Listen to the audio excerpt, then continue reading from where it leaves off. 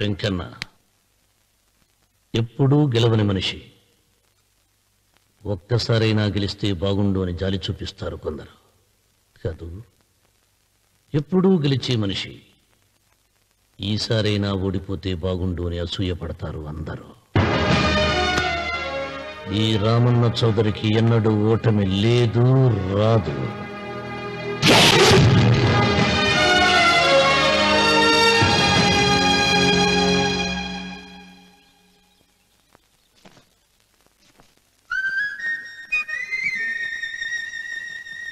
ఏంటమ్మాయి గారు ఆలోచిస్తున్నారు? ఆ రోజు పనివాళ్ళ వచ్చాడే, అతని మొహంలో నాకు రాజకళ కనిపిస్తోంది. మరి నా కోసం వచ్చిన అతను? నాకెందుకో అతను యజమానేనా అని సందేహంగా ఉంది. బాగా డబ్బున పిల్ల నాకు పెళ్ళంగా రమ్మందని కుళ్ళిపోకండి. కుళ్ళు కాదురా, నీకు నచ్చిన పిల్ల మాట్లాడే మాటలు వింటుంటే ఖచ్చితంగా పనిపిల్లి అనిపిస్తుందిరా. పనివాడిలాగా మాట్లాడతా ఏంటి? కొందరు డబ్బున్న మనుషులు అలాగే మాట్లాడతారు అమ్మాయి గారు. భాష మాత్రమే కాదే, ఆ చూపు ఆ రూపు ఒక్కటి కూడా యజమానిలో లేడు. పొట్టి గుమ్మడికాయలా ఉన్నాడు.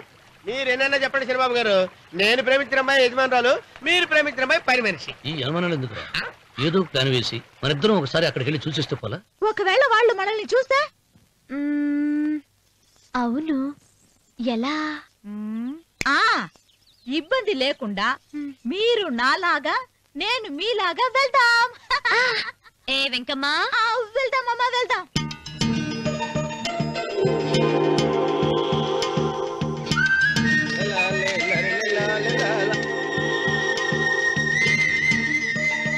చంద్రబాబు గారు, చంద్రబాబు గారు, అయ్యో బాబోయ్, చంద్రబాబు గారు కొంపలు మునిగిపోయారండి. ఏమైందిరా? మీరు అర్జెంట్ గా బట్టలు తీసేయండి. నా బట్టలు తీసేస్తారు. నా బట్టలు కూడా తీయమంటున్నావు, నీ బట్టలు కూడా తీస్తున్నావు. నీకేమైనా మతిపోయిందా? బతిపోవటం కదా ఏం మగడ. మన పెళ్లి చూపులకి వెళ్ళి కొమ్మలిద్దరూ అమలుపు దాకా వచ్చారు. ఆ పిల్ల నన్ను చూసిందంటే నా పెళ్లి అయిపోద్ది. నా బట్టలు తీసుకొని బట్టలు నాకు ఇచ్చేయి. నేను నీకు ఎప్పుడు పనుడిగా నటించడం నా పని. నేను ఎప్పుడు రా. నువ్వు పనుడు అని తెలిసి అమ్మాయి నిన్ను ప్రేమించింది, యజమాని అని తెలిస్తే చచ్చినా ప్రేమించదు. నా మాట వినండి బాబు, దండం పెడతాను. విప్పను అయితే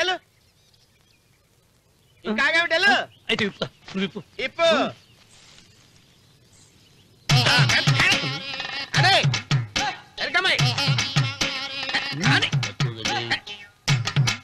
నిన్న నాదే, నేడు నాదే, రేపు నాదే, ఎల్లుండి కూడా నాదే. ఏంట్రా కళ్ళు కనపట్టలేదా? కొవ్వెక్కిందా? చంపేస్తాను. అన్నవరం ఏంటి? ఏడ్చేవాడి గడం పక్క, కొట్టేవాడి కుడి పక్క ఉండకూడదంటారు. నరుకుతా వెళ్ళిపోతున్నారు.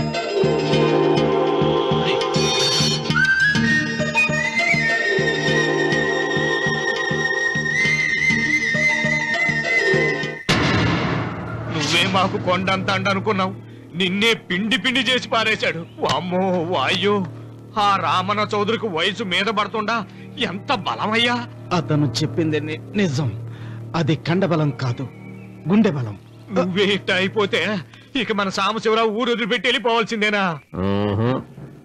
నువ్వు గుండెను అతను కండను నమ్ముకున్నారు, కానీ నేను తెలివిని నమ్ముకున్నా. వెంకన్న, అలెగ్జాండర్ దండయాత్ర భారతదేశంలో అడుగు పెట్టగానే ఆగిపోయింది. ఈ రామన్న చౌదరి దండయాత్ర ఆ సాంబశివరావు పొలంలో అడుగు పెట్టగానే పూర్తవుతుంది. రేపే అందరిని పొందుతా. వద్దురా రావుడు, రేపే మహాశివరాత్రి. జటాధార స్వామి వారు వస్తారు. మీ తాతల కాల నుంచి మీ ఇంటి ముందున్న శివలింగానికి పూజలు జరిపిస్తున్నారు. నువ్వెప్పుడో చూసావు. రేపు ఒక్కరోజు ఇంట్లో ఉండరా. మనకు వయసు పెరిగి తేజస్సు తరిగిపోతుంది. ఆయనకి రోజు రోజుకి వయసు తరిగి తేజస్సు పెరిగిపోతుంది. చచ్చే, జనానికి పిచ్చిపట్టి గడ్డాలు పెంచిన వాళ్ళ కళ్ళ మీద అడ్డంగా పడుతుంది. రే వెంకన్న, ఒకప్పుడు ఈ దేశంలో 3 దేవుళ్ళు, 3 కోట్ల మంది మహానుభావులు ఉండేవాడు, అంటే మానవత్వం ఉన్నవాడు. కానీ ఇప్పుడు దేవుళ్ళు లేరు, మహానుభావులు లేరు. ఈ స్వాములు మిమ్మల్ని మాయ చేయగలరు, గాని నన్నేమేం చేయలేరు.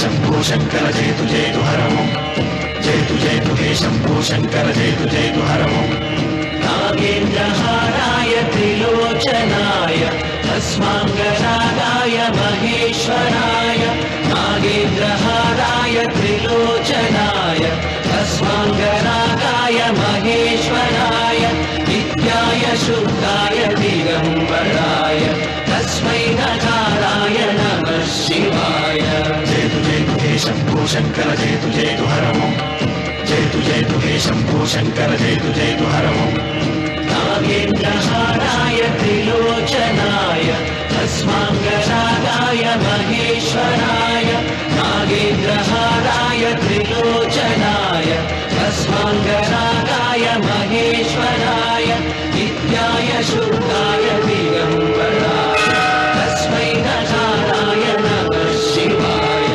జయతు జయతు హే శంభో శంకర జయతు జయతు హరము జయతు జయతు హే శంభో శంకర జయతు జయతు హరము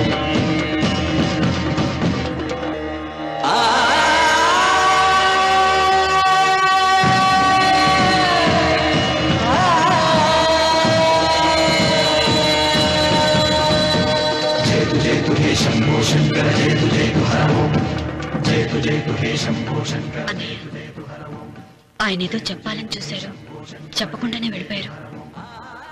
ఇన్ని సంవత్సరాలుగా స్వామి శివుని తప్ప మానవుడిని కంటితో చూడలేదు. ఆయన మొట్టమొదటిసారిగా మీ కుటుంబం వంక చూశాడు. ఆ చూపుకు అర్థం ఏమిటో నాకు తెలియటం లేదు. నాకెందుకో భయం వేస్తోందమ్మా.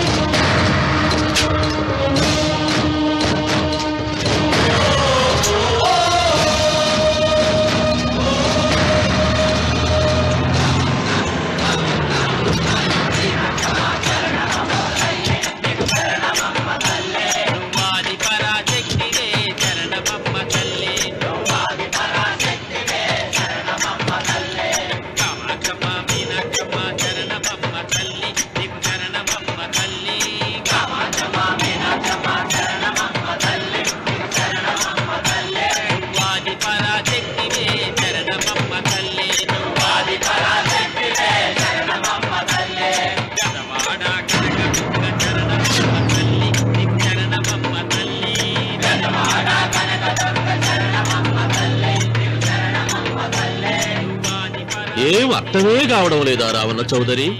నువ్వు చదివింది ఒక్కాకు తమలపాకు, నేను చదివింది పదాకులు విస్తరాకు.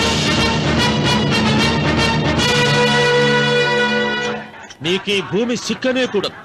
సిక్కకుంటే నువ్వేం చేస్తావో నాకు తెలుసు. సుబ్బారాయుడికి చూపినట్టు తాళిబొట్టు చూపించి గబ్బు లేపుతావు, లేకుంటే ఫైల్ వానకు చేసినట్టు ఎముకల్లోకి సున్నం లేకుండా పిండి లేపుతావు. అదానికి నేనే ముందుగా కొట్టిన గాయం ఏడ ఉందో తెలియని కముకు దెబ్బ. 30 ఎకరాల భూమి నిత్యాన్నదానం కోసం అమ్మవారి దేవాలయానికి రాసేసిన ఈ దేశంలో నేను పోయేదానికి యాకోర్టు లేదు. అదానికి దేవుని కోర్టుకు రాసినా నువ్వు వాటికి రాలేవు. నా 30 ఎకరాలు నాకు దక్కకున్నా పర్వాలేదు, నీకు దక్కకూడదు. నా పొలం ఆక్రమించుకుందామన్న అహంతో పొగరుతో ఇంటికొచ్చినావు. తల దించుకొని ఎనికి దారి పట్టాలి. నీకు ఈ భూమిలో చారుడు మట్టి గుడక దొరకదు రావణ చౌదరి. కావాలనుకుంటే గుప్పెడు బుద్ధ దొరుకుతాది. అది గుడక వాళ్ళ మధ్యలో కూర్చొని తింటే ఎట్లుండోది నా దెబ్బ.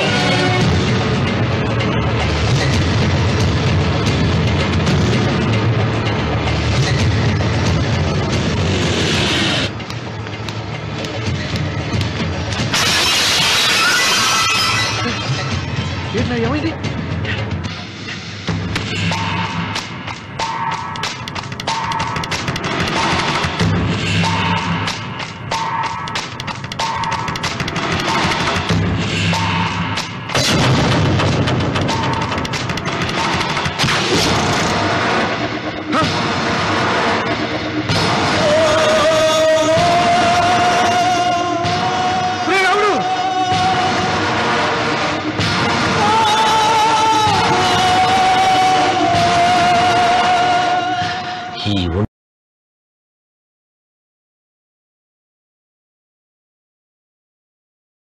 ఇంకా రక్తం ఉండగానే, ఈ ఊపిరి ఇంకా పీలుస్తూ ఉండగానే, ఈ గుండె ఇంకా కొట్టుకుంటూ ఉండగానే ఓటమి నా వీపు తట్టింది.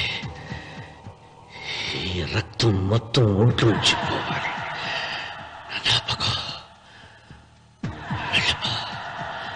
వెళ్ళిపో.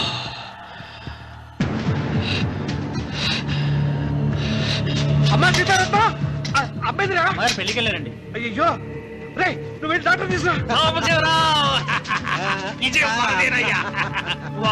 అయ్యో నీ బుర్రే బుర్రా.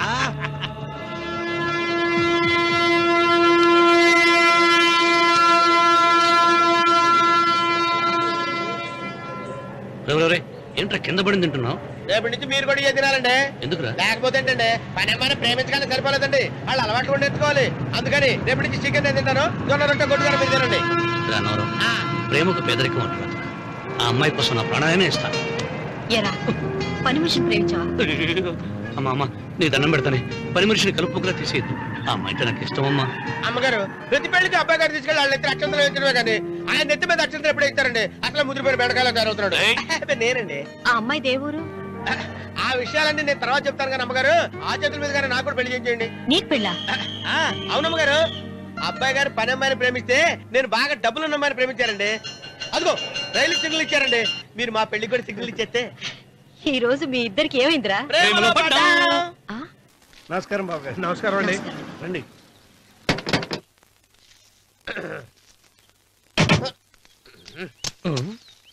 ఏంట్రా అన్నవరం పూజిచ్చి నిలబడ్డావు?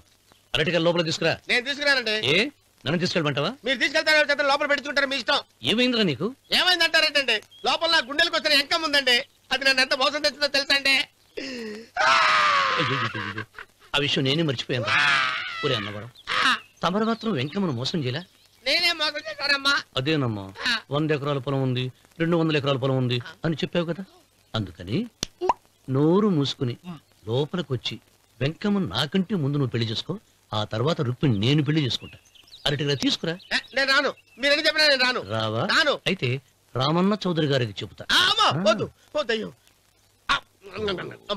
తీసుకురా. నమస్కారం అండి.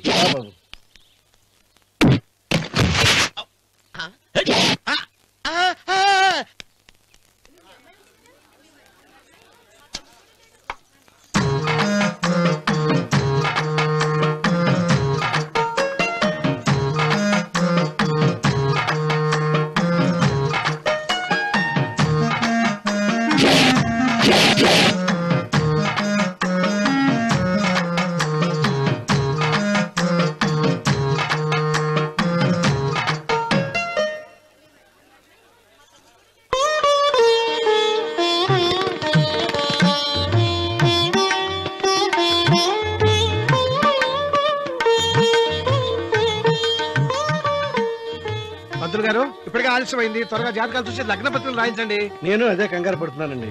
ఇప్పటికే ఆలస్యం అయిపోయింది, మంచి ముహూర్తం దాటిపోతుందేమోనని. మీరు మాత్రం ఏం చేస్తారండి, మీ ఊరు నుంచి బయలుదేరి రావాలంటే ఒకవైపు కొండ, ఇంకోవైపు చెరువు, మధ్యలో ఆలయం. ఆలయం లేకపోతే సమయానికి వచ్చి ఉండేవాడుగా. ఏడముందో తెలియని కముకు తెప్ప 30 ఎకరాల భూమి నిత్యాన్నదానం కోసం అమ్మవారి దేవుడానికి రాసేసిన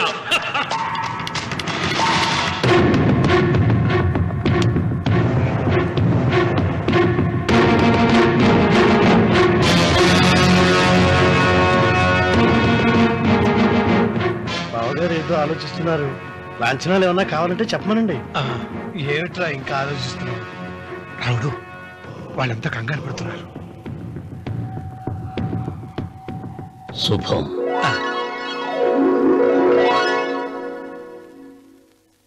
ఏం మాట్లాడుతున్నారు రావణ చౌదరి గారు? ఆలయం కూలగొట్టించి రొట్టేయించాలా? ఇన్ని సంవత్సరాలుగా మన గ్రామం కుగ్రామంగా మిగిలిపోవటానికి రహదారి సదుపాయం లేకపోవడమే కారణం. ఇదిగో 6 మైళ్ళ పొడవున రోడ్డు వేయించడానికి ప్లాన్ సిద్ధం చేశాను. దీని మూలంగా నేను 120 ఎకరాల పొలాన్ని పోగొట్టుకుంటాను. అది సరేనండి, మరి ఆలయము? పదవిలో ఉన్న వాళ్ళు ఆలోచించవలసింది ఆలయాన్ని గురించి కాదు, ప్రజల శ్రేయస్సు గురించి. ఒక పక్క కొండ, ఇంకొక పక్క చెరువు, మధ్యలో ఆలయం. దాన్ని పడగొట్టకపోతే ఇంకో 6 మైళ్ళ దూరం ఎక్కువ పెరుగుతుంది. అది అమ్మవారి ఆలయము.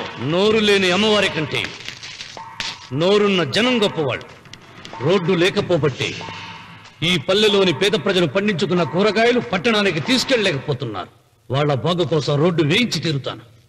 దానికోసం ఏమైనా చేస్తాను. ఏం చౌదరి గారు, మీ ఇంటి మొగల శివలింగం ఆన్నే ఉండాలా? దానికి దినాము పూజలు పురస్కారాలు జరుగుతాండాలా? అమ్మవారి దేవళం మాత్రం కూలగొట్టాలనా? మీరు మీ ఇంటి ముందున్న శివలింగాన్ని పీకి పారేయండి, అప్పుడు ఆయన ఒప్పుకుంటాడు. నువ్వు ఈ మాటను అంగీకరిస్తున్నావా? ఒప్పుకోండి సాంబశివరావు గారు, ఈయన శివలింగం జోలికి ఏమాత్రం పోతాడో నేను చూస్తాను. కానీ ఏమి, ముందు శివలింగం పడుగొట్టరి, ఎరుకొచ్చిరి ఆలయం గోడ మీద పలుకు వెయ్యరి.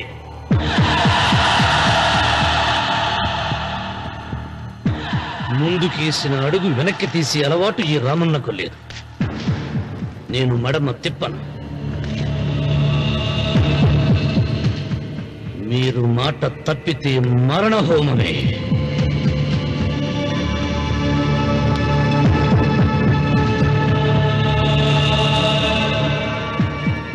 ఊపు చూస్తా ఉంటే శివలింగాన్ని పీకి పారేసెట్టే ఉండాడే. అయితే సాంబశివరావు గారి 30 ఎకరాలకు ఎసరే. ఆ ఇంటి ముందుండేటిది మామూలు రాయి కాదయ్యా, మహిమగల శివలింగము. తరతరాలుగా వాళ్ళ వంశాన్ని కాపాడుతాడే దేవుడు. చెయ్యి వెయ్యని తెలుసది.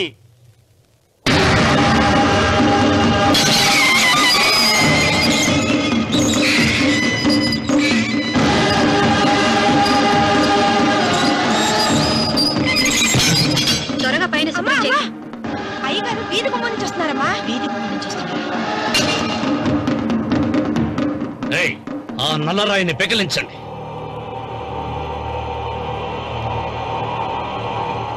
ఓ, మీరందరూ హిందువులు. మీకు కళ్ళు పోతాయి, మీ జీవితాలు కుళ్ళిపోతాయి అన్నారు. అయ్యా, ముస్లిం అయినా హిందూ అయినా దేవుడు దేవుడే. నేను ఈ పాపం చేయలేను. పాపం? దేవుడి ముందు చేతులు కట్టుకుని నిలబడటమే శాపం రా. నేనే పెకలిస్తాను.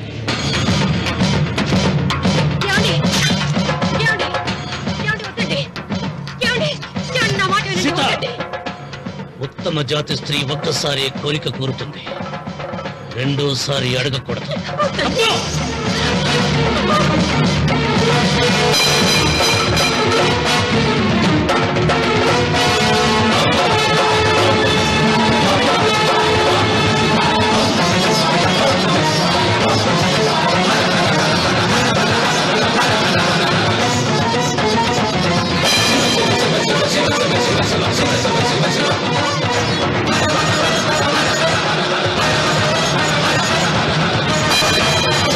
శివ శివ శివ శివ శివ శివ శివ శివ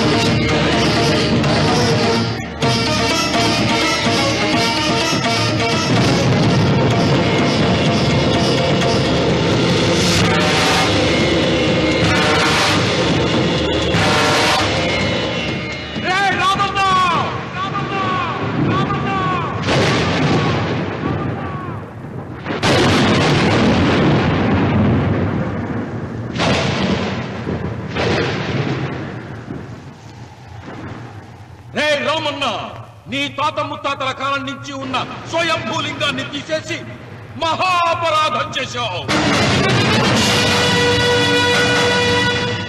ఏ ఈశ్వరుడు నీ కుటుంబాన్ని వంశాన్ని 3 కళ్ళతో చల్లగా చూస్తున్నాడో ఆ శివుడికి నువ్వు కోపం తెప్పించావు. మాట వేయించడానికి నువ్వే వడివిరా, భగవంతుడే వేయిస్తాడు. అమ్మవారి ఆలయాన్ని నువ్వు తాకలేవు. మళ్ళీ శివరాత్రి నాటికి నీ స్వహస్తాలతో నువ్వు ఆ స్వయంభూలింగాన్ని తీసుకొచ్చి యథాస్థానంలో ప్రతిష్ఠించకపోతే నీ వంశం నిర్వంశమైపోతుంది.